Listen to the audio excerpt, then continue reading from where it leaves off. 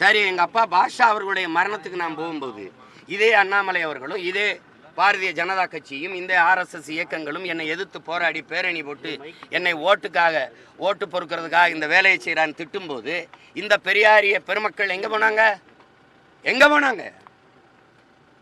அவர் அந்த மரணத்துக்கு போகிறதுல என்ன ஆகும் பிரச்சனைன்னு யாரு ஏன் உங்கள் குரல் எல்லாம் தொண்டைக்குள்ள கொலக்கட்டை இருந்துச்சா? எங்கே போனீங்க பேசாம? என்னை ரைடு விட்டு என் சின்னத்தை பறிச்சுட்டு போகும்போது ஒரு ஜனநாயகவாதி இவர்கள்லாம் எங்கே போனாங்க? இவ்வளோ காலமாக பாரதிய ஜனதாவை எதிர்த்து நான் பேசிட்டு இருக்கும்போது அப்போல்லாம் நீங்கள் வரல? அவங்க ஆதரிக்கிறது அவங்க இது.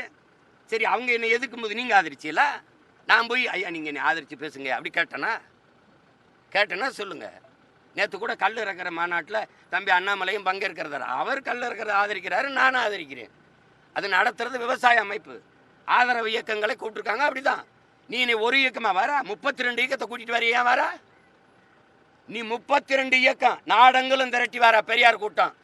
ஒரே ஒரு இயக்கம் பிரபாகரன் பிள்ளைய நீ மோதி